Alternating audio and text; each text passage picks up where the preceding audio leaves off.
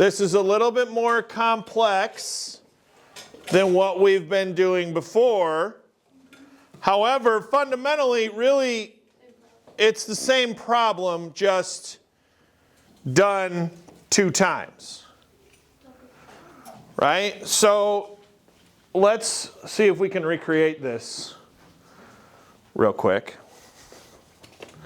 So we've got a ray of light, starts in the air like normal. All right, so here is the start of our problem. We have a ray of light entering a block of acrylic. I guess for the sake of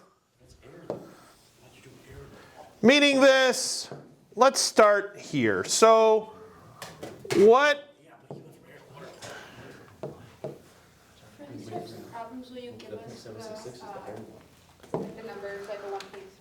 The answer is maybe. Probably. I don't really want you to memorize, but we're really talking about like 4 different materials over the course of this. Okay, so what is going to happen here? Let's not do the math. Let's not talk about angles or anything quite yet. We're going to have a refraction. So is the light going to continue on a straight path? No. What is it going to do? It's going to bend. Boys, the light is going to bend. Is it going to bend toward the normal or away from the normal? Like this? How can we tell?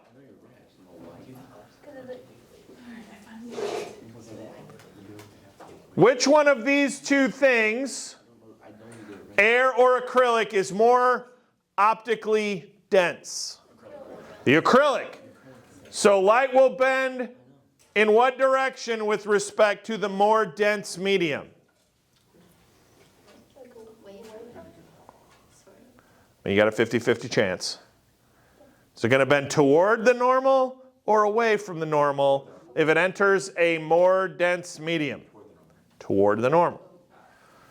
So I don't know what the angle is. We can do math to figure that out. But I just know from the definition and how this works that light is going to bend when it goes from one medium to another. So that's going to happen. And then just based on the optical density, we can say it's going to bend toward or away. That's enough for me to just draw the picture. Right? And now,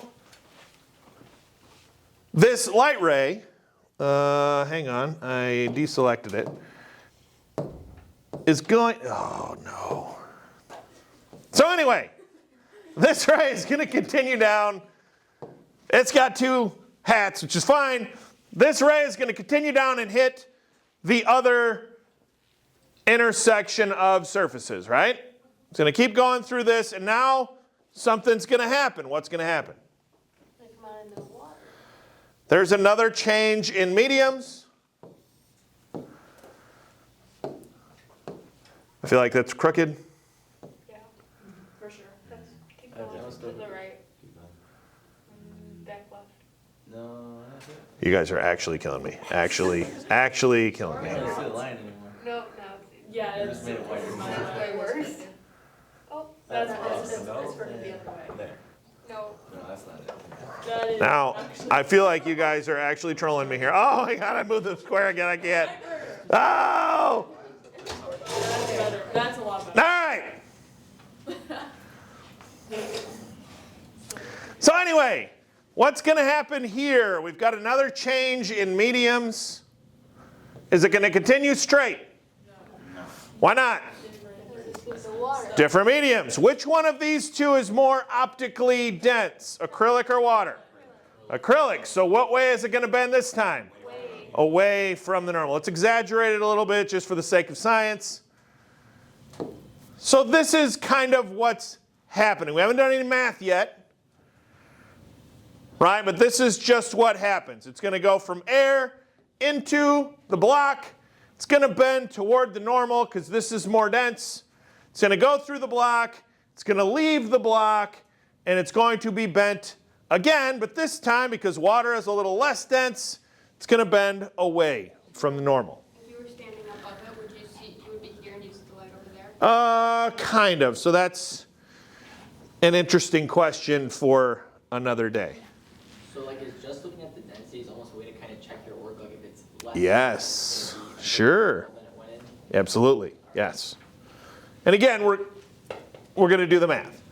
So let's start with, and again, this problem is initially a little bit more complicated because now we have two different interfaces and whatever else. But really, if we break this down, it's just two problems that are related in some meaningful way. So your starting problem is simply air and acrylic, n equals 1.00, n equals 1.5, n equals 1.5, and n equals 1.33. And again, these are look-upable on the table that we put in your notes. Well, it seems like forever ago, but a couple weeks ago. And now we simply have two independent problems. So what was our 50 degrees. theta I was equal to 50 degrees. So our theta refraction. We can do this math, right? This is just the math that we've done. I'm not going to belabor it in here, but what number do we get? 30.7. 30.7? Yeah.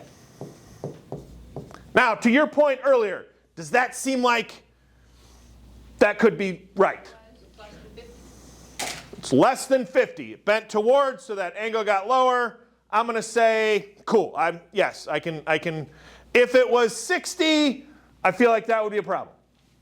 Right? If it was some number bigger than 50, I would go back to my math and check it. But 30, I can be okay with that. So now we've got a separate problem. Let's ignore all that. Now we have another problem with another theta I and a theta R. And again,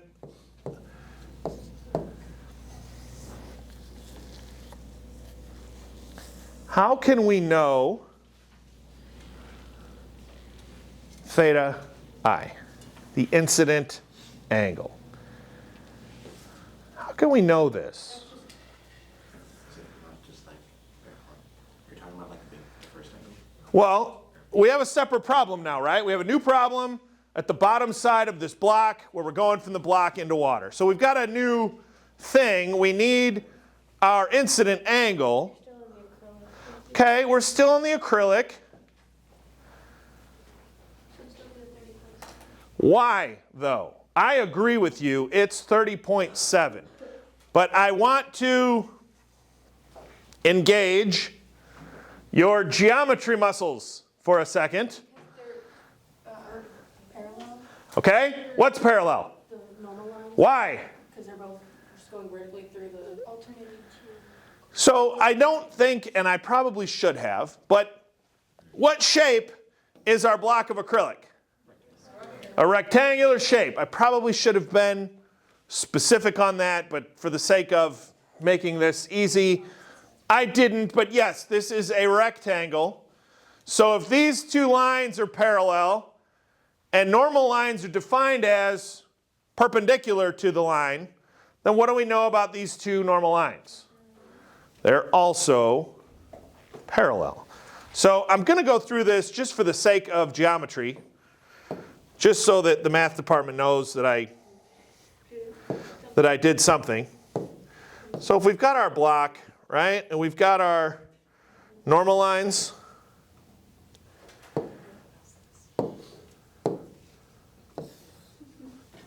I'm gonna pretend these are going to be parallel.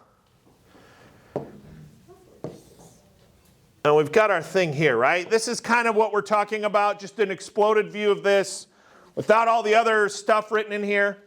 But if those normal lines are parallel to each other and perpendicular to the lines of the square, and we knew because we solved for this angle. We know that the other ones How do we know this angle? are alternating two, which means they're the same. Okay? Alternate interior angles. I really like the sound of that. I didn't remember that. I was thinking about it because triangles. I was thinking about it because of this, right?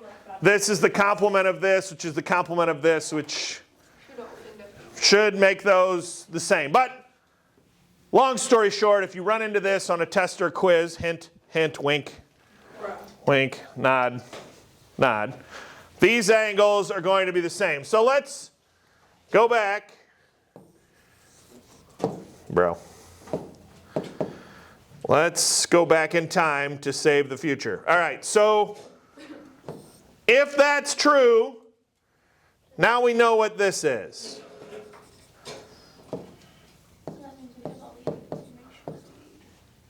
So now, do we have enough information to get here?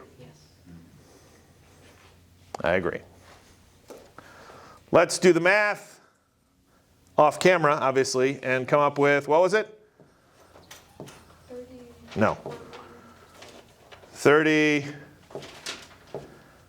what was it? 35.2. 35.2 degrees. It's just two problems that are somewhat related. You've got to kind of wrestle out. Right? Yep. All right, let's keep going. Just when you thought it was safe. I thought you were doing good. I know. Here goes Climber screwing it all up. All right, let's do glass this time. And let's do air. Let's draw a line here. Now this one's a little different. What's different about this picture from every other picture we've done? From what we've been doing from glass to air. Yeah, so now our light is trying to escape our, in this case, glass. And again, does the direction of the arrow here really matter? No. But air on top just kind of feels right. So what do we need to do here? Nope, not that. So now we're just drawing pictures. Let's think about this. What is our light ray going to do? Away. Why? Air is less optically dense. So to exaggerate it, let's do this. Right?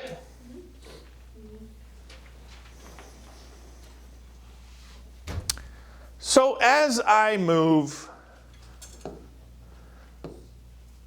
this, as I change this angle, if I move this away from the normal, what's going to happen to this one? That's also gonna move like this.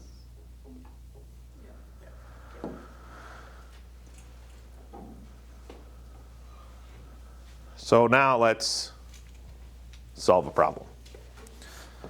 Let's make this, so this now is going to be our incident angle, correct? Air n equals 1.00, glass n equals 1.5. Let's make this equal to 60 degrees. Find theta r.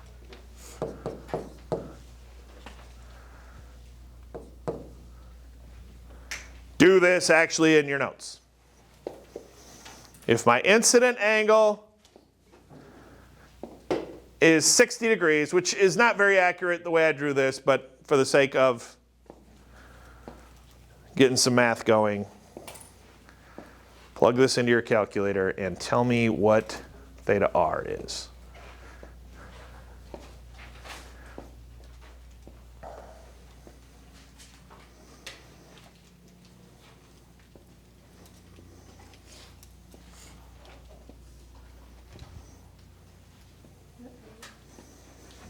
That's not a good answer.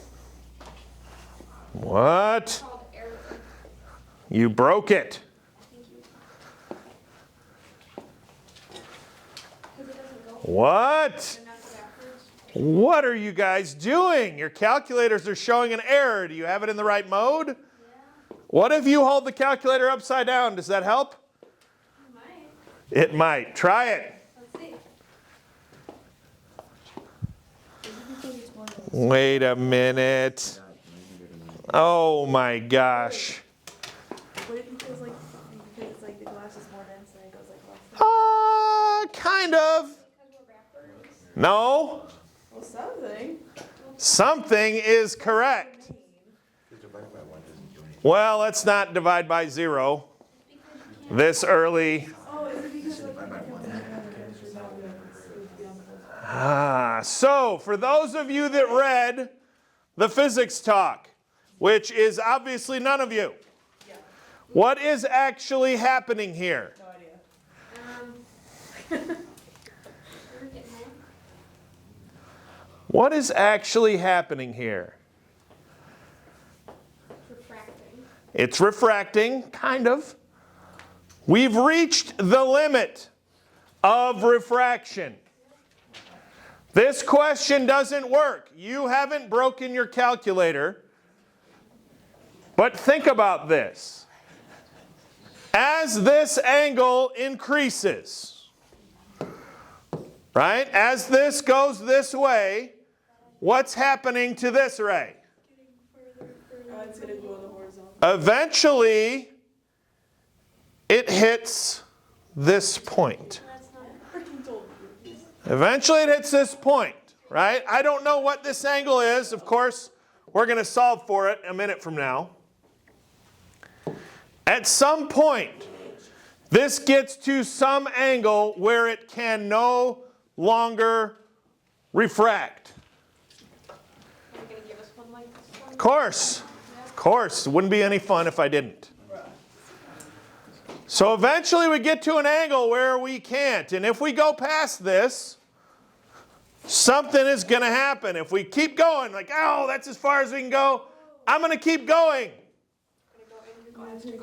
What's going to happen to it? It is not going to refract anymore. Oh, no. Oh, I lost it. Yeah.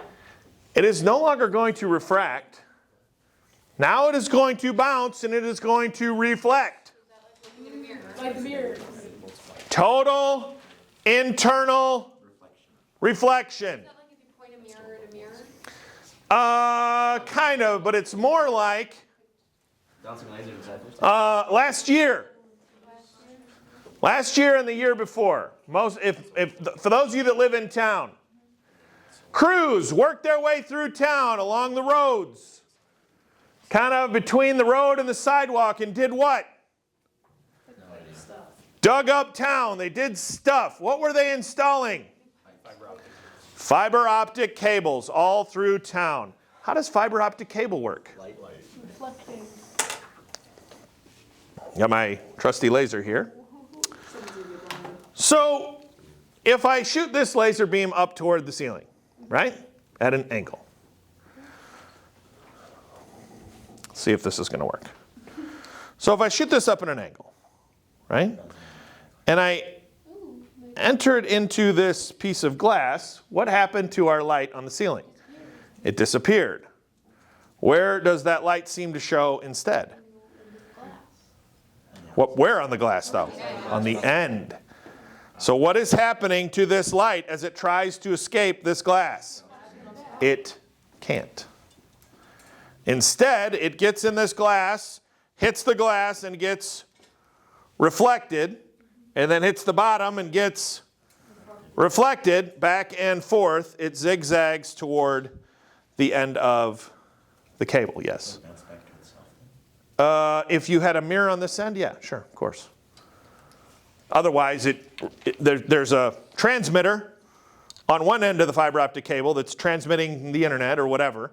Then on the other end of the thing is a receiver that's receiving the internet and back and forth. If you took a mirror and you put it like this on this side, would it still bounce up and then reflect the light on the ceiling? So essentially, inside of a fiber optic cable, it's acting like a mirror. This is acting like a mirror. Once you get past this angle, this becomes a mirror effect. So if this is at 60 degrees, this is also 60 degrees. It happens just like the plane mirror lesson from a month ago. What if you put another mirror down there? So if there was, let's say, right, So if this was air and glass, and this is our fiber optic cable, right? Would it bounce It's again? going to hit here. It's going to eventually hit here, right? Yeah, and bounce. And then bounce back this way. It's going to hit here, bounce back this way, back and forth, on and on. Yes? Each of those angles be 60. Once it's inside here, it's reflection. So 60, 60, again from the normal, 60, 60, from the normal, 60, 60, and so on and so forth. So that's how fiber optic cables transmit. And again, what's the speed of the signal being transmitted through this? Speed of light, right? So that's why fiber optic cables are super fast. They work really good indeed. So let's figure out, what is this critical angle? What is the angle at which, bro? Or we could just do the sine of it over and over and over again. Or you could just plug it in. We could do that. So let's see if we can figure out how to solve for that though. Because I agree with you, but there's got to be a number, right? So there's some number that we cannot go beyond, right? There's some value here that once we hit it, it is going to be reflected internally instead of refracted. So where is that angle? Where do we have to? Yeah, so if this angle here, if theta r equals 90, that's kind of our limit. Anything beyond 90 in our calculator will not give us a number. That will be reflected internally. So we need to find what that number is. And in this case, if we know this is 90, can we solve for this angle? So let's do that for the interface between air and glass using Snell's law.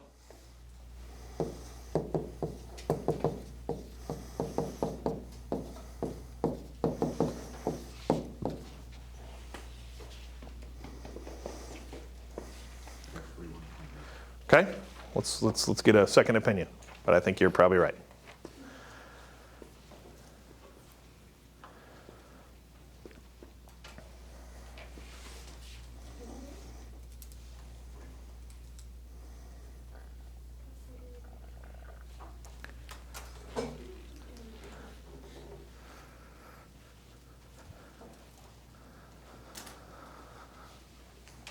Again, this is just a simple application of Snell's law at this point. We know the two n values, and we know what the refracted angle is that we're looking for of 90. What'd you get? 41.8. So this simply means, what does this mean? You did 41.8 degrees, the glass and the arrow, and the reflection will be like at the 90 degrees.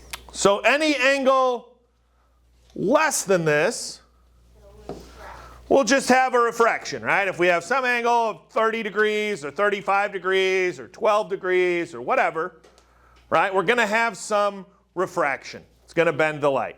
But as soon as we go beyond 41.8, we go to 42, we go to 53, we go to 60, I almost said it. We go to 67 degrees, are we going to have a refraction? No. We're going to have a reflection instead. And you're going to know that because if you tried to solve for that, which we did, we tried to solve it for an angle of 60, what happened to your calculator? Yeah, your calculator's lit on fire. Right? It refuses to allow you to do that. That's kind of, again, the tip-off. They're like, oh, wait a minute, I'm getting an error here. Maybe this is beyond that critical angle. And we get reflection instead of refraction. Why do diamonds sparkle so much? Okay, they're cut with lots of facets, right? Faces on diamond. But that's not why they sparkle so much. We could just cut glass like that. Why spend all that money? Climber, she's a special lady. I want to ask her to marry me, Climber. Oh, she's great. She listens to all my stories and she laughs. Oh, Climber, I'm going to buy her a diamond. That's great. Its angle is like super short. So one more time. I agree with you. What do you mean? What's really low? We just said the thing. Sure, but what do we call that? The angle we just solved for? The critical angle.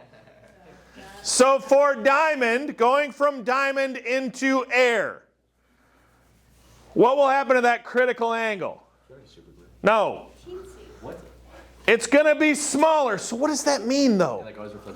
Yeah, so what's happening if a light ray gets into a diamond? It bounces around a lot, right? Because it's hard to escape. It's got to get an escape angle of, I don't know, greater than whatever the number is. We'll solve that for Bellwork tomorrow.